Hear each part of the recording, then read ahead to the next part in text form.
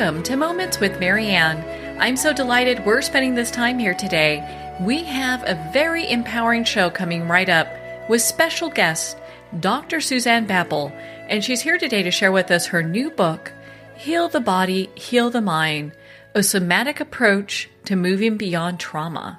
Susanne is a licensed psychotherapist practicing trauma specialty in her private practice in San Francisco. She's a member of the California Association for Marriage and Family Therapists, as well as the United States Association for Body Psychotherapy and European Association for Body Psychotherapy. A contributing author for nearly a decade to Psychology Today online blog, Susanne also writes for newspapers, magazines, and appears on radio shows. And she also co-taught the UC Davis Extension online course on trauma bonding. So let's welcome to the show Dr. Susanne-Babble. Thank you. Thank you for having me. It's such a pleasure to have you here and, of course, to talk about your new book. You have to be so excited because I know a lot of people are talking about how your book is really changing their lives. Yeah, that's what I was hoping for when I wrote the book, to have an impact on people, and especially people who don't know that they have trauma, because that's what's happening in my practice a lot. And when I talk to people, and we recently had, for example, we had the fires here last year, and people didn't know that you can get traumatized by losing a house, by going through that. And so that happened all the time in my office and privately. And so I thought, oh, people have to be educated and they need help. And so that's why I wrote the book. Well, Dina, I think it's so great for people to have a basic understanding, and I love that your book covers that. But before we get into that, I'd love for you to share, because I know every book has a journey, and as you were creating this book, was there a specific inspiration or someone that you wrote, with this book in mind for? Yes, there. In my book, I talk about a trauma survivor, Michael. And, well, it wasn't just for him, but it was, like I said, for all my clients that came to me and didn't know they had trauma.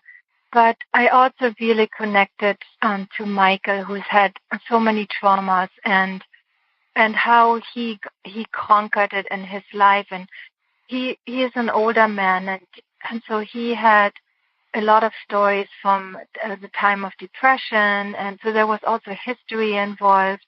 And I just thought he had so much wisdom as well, and I was so impressed by how he conquered trauma and how he moved through that journey, that I really wanted him to be part of the book. And he always wanted to be, he wanted to have a legacy, and I thought, oh, so this might be nice for him, and he was really excited about. He always said that he wanted to be part of the book and create a legacy. So that worked out really nicely. So I did always have him in mind when I wrote the book. Well, I think that's, so important. And I think our listeners, as they hear that, they understand that there's so much meaning behind this book, aside from the fact that it's helping people to understand what trauma is, but there's this really human link to it as well. Yeah, it is. And originally it changed, once I had it with New Harbinger, it changed slightly, and I'm really glad that it did. But in the beginning, it was more stories of people, there were three main characters, and there was their stories. And they still come through in the book, but that's kind of how it was in the beginning, a lot more stories, and then weaving in the theory and the self-help, but it had to be organized a little bit different to make it easier for the reader. And I'm glad we did that, but it also, the stories are not as elaborated anymore, but it felt really good. And the writing process, it felt good to know these stories. Well, and so why don't we go over some basic terminology? Because I think about trauma, different people may understand it differently or think it means different things. So when we talk about a somatic approach, what does that mean? Yeah, it's a good question. Somatic really only means that it's body-oriented. And why that is so important with trauma is that when we have a traumatic experience, and so that it can also be any stressful experience, by the way, we go into fight, flight, freeze, and that is a physiological reaction. That is a reaction of the body.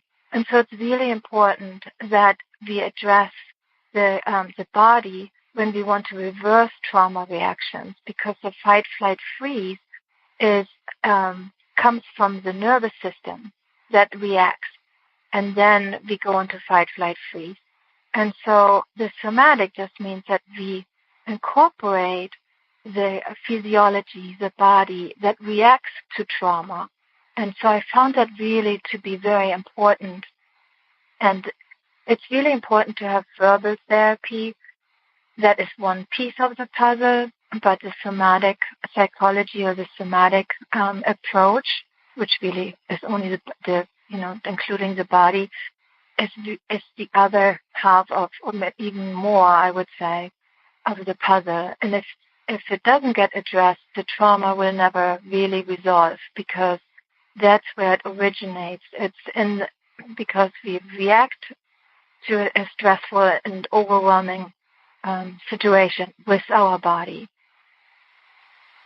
Well, and, again, it's good to hear that and hear what these different approaches are. When we talk about, trauma, I know in your book you list quite a bit different, you've got lists of traumas.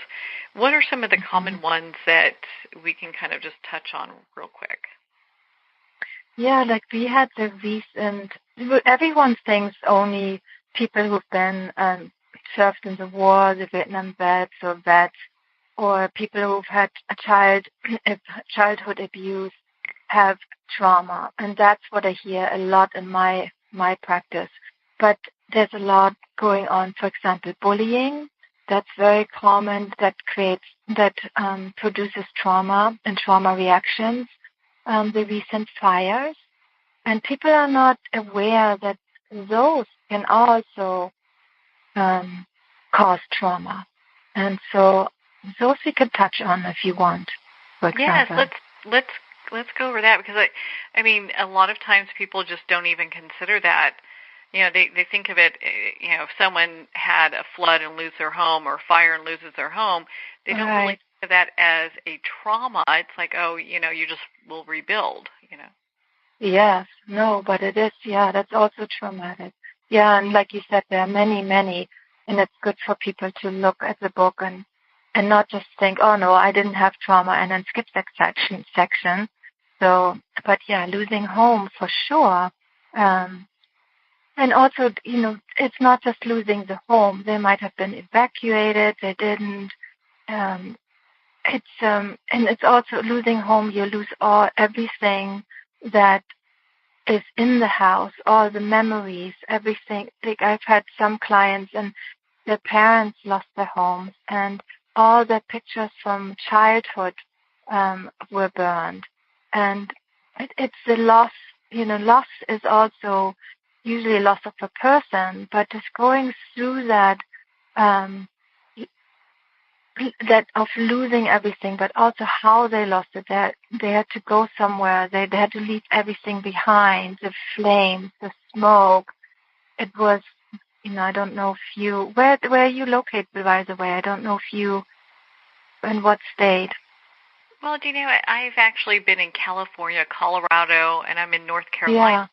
And in all these separate states, I was in California during Northridge, and we had the horrible quakes, and things were happening. Yes. Friends that were affected by the fire. In Colorado, there was that fire years ago, and it burnt down the cabin that I was staying in. And you look at here in North Carolina, they've had hurricanes and flooding, and lots of. I don't think you can look at that as part of our country and not see where someone has been affected. Yes. And so you're so right. And it's the situations that are overwhelming that we don't know how to cope with, because it's just too much all at once. And when you lose a home, it can be so overwhelming. It depends on what's going on in their lives right now too. For example, it depends on how old is the person that lost their home, right? So it's because then if the older they are, maybe they couldn't run away from the fire as easily and they were stuck in the house and they were just rescued last minute, for example, or they were really afraid. Everything worked out, but they were really afraid that they wouldn't get help. Or so it's usually trauma is also what we find to be too overwhelming to cope with. And that's when we go into fight, flight, freeze. So we only think it's physical, but it's not just physical. It's just too much, you know. Yeah, it really can be. I mean, going through something where you're having to, preserve your life in one way or another, and then you come back and everything's gone. It's pretty traumatic. And someone's book outlines, some of the different traumas, so people can really kind of keep that in mind as they're communicating with other people, because, I think we need to change some of the language in regards to how we communicate with people when they've gone through tragedies.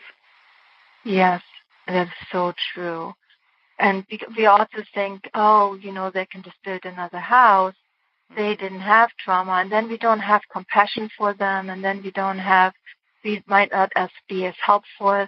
But what they also show in research is that if the community gives moral support, that those people actually have less PTSD symptoms, so the trauma symptoms, post-traumatic stress symptoms, than those people who don't get moral support from the community.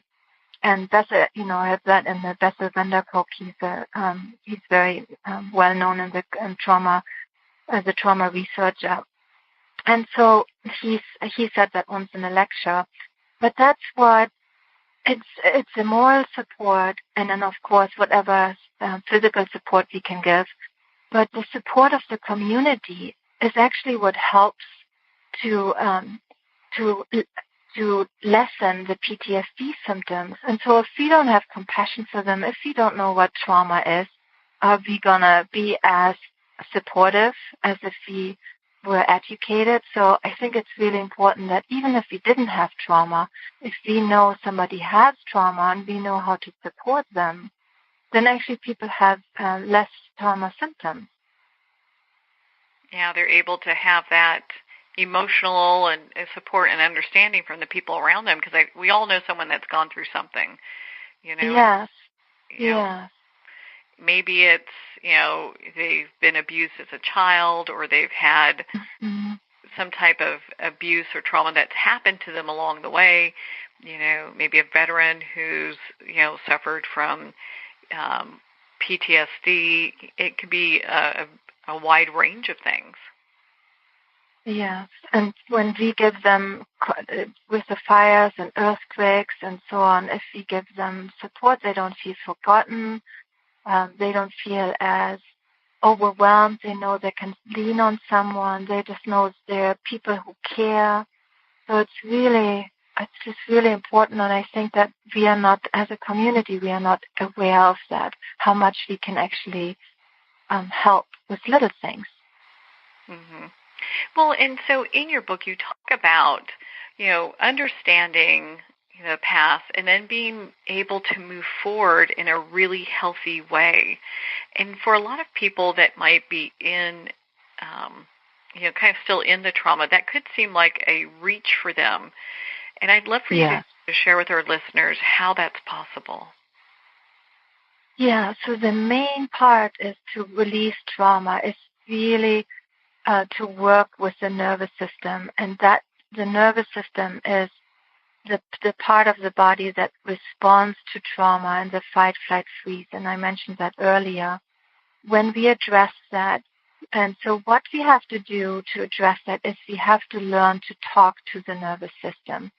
And the nervous system is in a different part, has a different part of the brain than our logical brain. And so, in fact, when we are overwhelmed, when we're stressed, and when we've had a traumatic event happening, is that our logical brain actually goes on the back burner. It kind of gets shut down, and the nervous system takes over. And so that's why it seems like that so many people are irrational when they are stressed or when they've been in a traumatic situation, because the nervous system takes over. But so the nervous system doesn't speak the language that like the logical brain. So we have to speak to it in a different language. I always say if you just pick Chinese for now, but you could pick any language. But if you speak Chinese to someone who is an American and doesn't speak Chinese, then he won't understand what you're saying. So if you address the nervous system with a language that it doesn't understand, it won't respond. And so, for example, in verbal therapy, and it is very important, verbal therapy is very important, but if you only do that, you don't speak to the nervous system. That because it doesn't understand that language. So the only language the nervous system speaks is through sensations. And then I ask people a lot of times, so what do you sense in your body? And they will tell me, I feel sad. And then I have to educate them, and it's totally fine because we don't grow up that way, is that sad is actually an emotion, not a sensation, but they don't know how to feel a sensation. So that is the first step, is to learn vocabulary. So I give them a sheet of vocabulary of sensations, or I ask them to look up sensations or learn the vocabulary. Oh, so I feel my heartbeat is going fast. I feel warmth in my fingers. I feel cold. Or those are simple sensations, but there are so many. So first we have to learn another language, basically, and to learn to describe an emotion with sensations that are happening at the same time as we feel an emotion. Because what happens is then, when once we are in touch with the sensation, we describe it. And mind you, this is a 3-year training that I went through, for example, and then I assisted a few years after that, because it is quite complicated. So it's easiest when you go to a therapist and work with that. But you can also do a lot at home, and that's why I wrote the book that more than 20 exercises. There's so much you can to speed up the process or do yourself. But if you get stuck, then of course it's always good to go to a therapist. But learn the vocabulary of sensation, and then to have body awareness, and I call it in my book body conversations. To have a conversation with your body, get it on the same page as your logical mind, and then those together do very beautifully. And then that doesn't happen in just one setting, and so people have to keep doing it and doing it. But every time there's a little step forward, and then eventually the nervous system will go into a relaxed mode rather than being in a survival mode, which is the fight, flight, freeze. So once they go in the relaxed mode, which we call the parasympathetic mode, I just throw these words out. I say it in a simple way, and then I also give the vocabulary for those people who want to research more once they reach their goals of learning the vocabulary and so on. Then they can go and say, oh, what is this? Okay, I can look up more, and now I can go to the next level. But once you are in touch, once you're connected to and have a way of communicating with the sensations that are present at the same time as the emotion or the feelings that come up with the trauma, and connect them to, they are then going to the relaxed mode and say, you know what, now I'm safe. And when we are in fight, flight, freeze, we are in survival mode and feel unsafe all the time. Typical, for example, is the catastrophic thinking. If I do this and if I do that, then this will happen, so therefore I won't do it, and then you avoid. So some people who lost a loved one, they might say, I don't go anywhere anymore because that person died or in a car accident, and so therefore I won't drive anymore, or, whatever comes up, but we want to then avoid. But there's always this catastrophic thinking, and if I do this, no, then that something horrible will happen, so I won't do it. So the best way is to learn the vocabulary of sensations and have a conversation with the nervous system. Does that make sense? Yeah, and I love how you put that, because it kind of walks people through how to move from one point to another, and it's something that's obtainable. I think a lot of times, yes. Well, maybe I can't reach there, or maybe I'm not healthy enough, or this is going to be really hard, and you just walk through how to do that. Yeah, and it is, I have to say, that the beginning is hard a lot of times. It's good to start slowly, learn the vocabulary, start with an easy sensation, and then work yourself up, because what happens is that, especially if we've been in survival mode for a long time, is that we learned that even though we are always in survival mode, that feels safe. So then if you slowly learn to alter that perception, we inherently want to fight it because we feel safe a certain way. So anything that's new doesn't feel safe. So there's kind of the body and the mind want to fight it. So it's getting over the initial hump, knowing that, okay, I know my body is going to fight me. I know my mind is going to be fighting me because this has makes me feel safe, and has made me feel safer in the last so many years or months or days. And so it's hard to give it up, but just do it slowly, just step by step, and then knowing, okay, if I work on that, I will actually feel safe and feel good. It's okay. It's safe to feel good, because a lot of trauma survivors don't feel safe to feel good because something can happen. And that's what they struggle with. No, I can't feel good. I can't feel happy. Something will happen. It's better to feel sad and be in survival mode than be happy and be open. And, a lot of times happiness and feeling good is connected with feeling vulnerable and open. Well, and, I think that it's important for people to hear that, because a lot of times, and I kind of got this from reading, your book, that people can be a little closed when it comes to, kind of investigating where this is coming from. And so it takes kind of a little bit of a broader view to go, okay, wait a minute, where is this coming from? And having that dialogue. Yes, exactly. That is so important. Well, in your book, you talk about how trauma impacts our health. And you kind of briefly touched on some of that.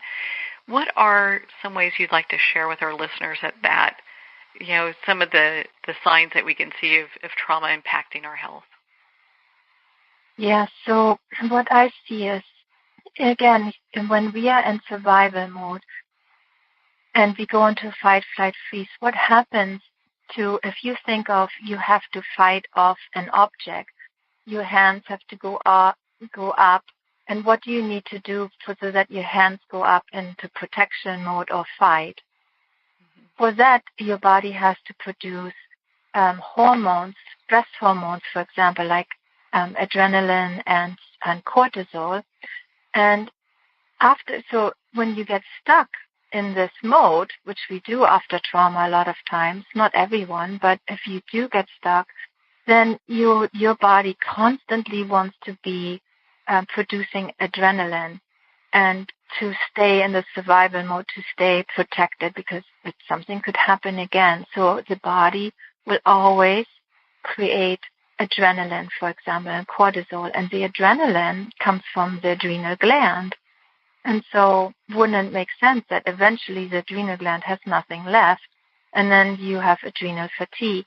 And adrenal fatigue is just you wake up in the morning and you're tired, and all kinds of symptoms. So chronic fatigue, for example, and also thyroid abnormalities, also stomach issues are also very common. And you know why? Because when you, for example, you fight off an object, you are going into fight or flight or freeze mode, usually fight flight, then all the blood goes into your limbs, so you can run or you can fight, and it comes out of the stomach, because in that moment you don't need the blood to eat. You don't think of eating or processing food. So it's beautiful. It's set up by the body. It's just when you get stuck in it, it wears down those parts of the body. So if there's never any blood or in the stomach, then you get stomach issues. So it's very common for people to have bowel issues, stomach issues, ulcers. It also skin issues, and most common is also insomnia, not being able to sleep. And so all those come from because our body is constantly creating stress hormones, and that attacks the body. And so, so that's why we struggle with health issues, and it wears down our immune system. Well, and you also talk about the importance of relaxing and how people can get to a place of being in a relaxed state in your book, which I found to be very helpful. Yes, that is very important, because then your body, because it always goes into survival mode, and if you do a relaxation exercise, and there's so many apps nowadays that you can go on, and they even have PTSD apps with sounds that are for people that is calming them down, but also meditations. And I have to say that sometimes it's hard for trauma survivors to do meditations that are sitting meditations, because their body wants to move, right? Because they're in survival mode. And so I've had one client who said his girlfriend really wants him to meditate and sit meditating, but the problem is that when we are in survival mode, the body says fight or flight, and so that doesn't go with sitting. So it's really hard for a lot of them. So that's one of the exercises at the end of the book. Do a meditation practice that is walking, and breathe, count, say something, like people who also pray, that can be a meditation as well. And so at the end of the book, there's an exercise where you don't have to sit. You can move, but focus on, for 10 or 20 minutes, focus on one sentence or breath, and repeat that again and again. And that can be a meditation too. If you can sit down and meditate, great, but you don't have to. That's not the only way you can relax.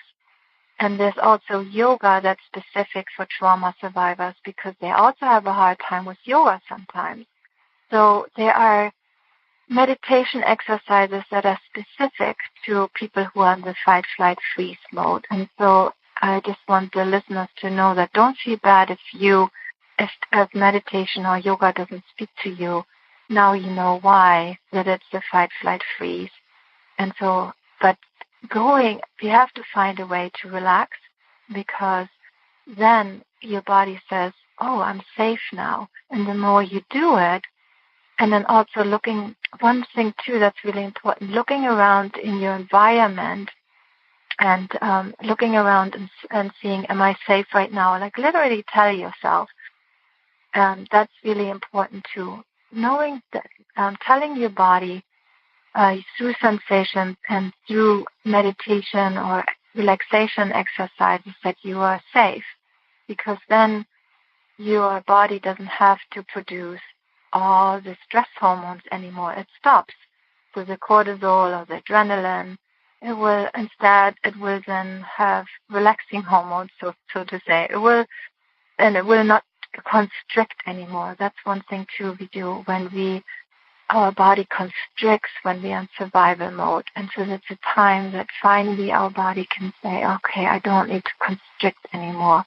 And so that shoulder pain or that headache or the stomach or wherever you hold the tension can finally relax. And, when we go to the gym, first time we get sore, or like even when we have if we exercise for an hour, often we get sore.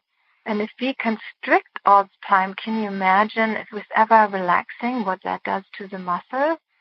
So it's so important to relax those muscles. And when you relax that muscle, it tells your brain you're safe. And so the more we tell our body that we are safe, the mind then gets the message as well that we are safe. And that's what we want, because that the body gives us thoughts too. So we then have different thoughts than when we are in survival mode.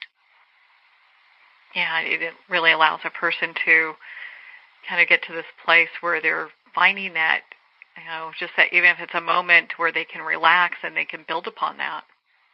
Yes. Yeah, and when we are in survival mode, for example, we become very anxious. And when we are relaxed and we tell our body, oh, we are fine, a lot of times then the anxiety subsides too. So it actually lessens the emotional roller coaster that a lot of people who've had trauma experience. Mm-hmm. Well, and so Dr. Babbel, where can people connect with you and learn more about your book, Heal the Body, Heal the Mind, and all the work that you do? Yeah, thank you. So my website is www.drbabble.com, and so there's no dot between Dr. Babbel. And you can find my books there. You can also find it on Amazon and Barnes & Noble, but also through the publisher New Harbinger. And in fact, I just saw that New Harbinger now released an audio book of my book, and I haven't seen that on Amazon yet. So if you are someone who likes audiobooks better than reading, or because I have one person actually just wrote me, she said, I can't read that well anymore. Now I'm getting older. So maybe if that's easier for you to do an audiobook, but don't do that.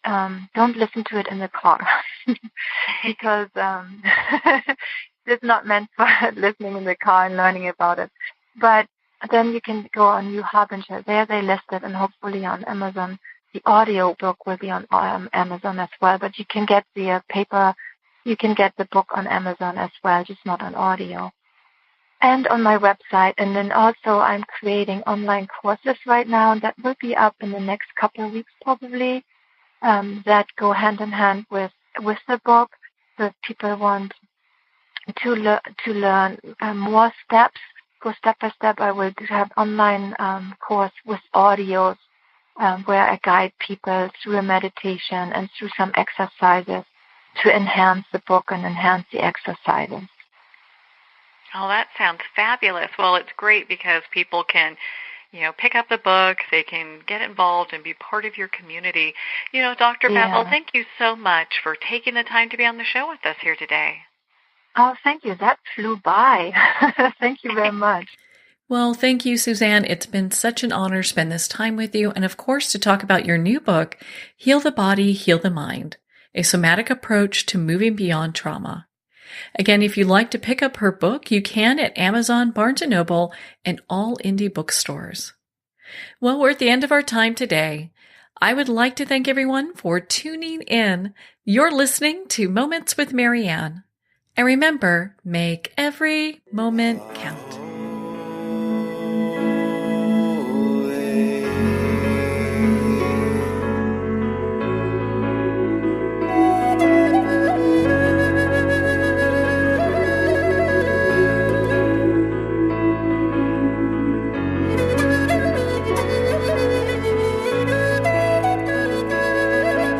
In a single moment, your life can change. Moments with Marianne is a transformative hour that covers an endless array of topics with the best of the best. Her guests are leaders in their fields, ranging from inspirational authors, top industry leaders, and business and spiritual entrepreneurs. Each guest is gifted and a true visionary, a recognized leader in her own work, and while teaching others to develop, refocus, and grow, Marianne will bring the best guest and sometimes a special surprise. Don't miss this. You never know just which moment will change your life forever. Moments with Marianne airs every Sunday, Monday, Thursday, and Friday at 8 p.m. Eastern and 5 p.m. Pacific Time. Make sure to tune in and visit momentswithmarianne.com for more information.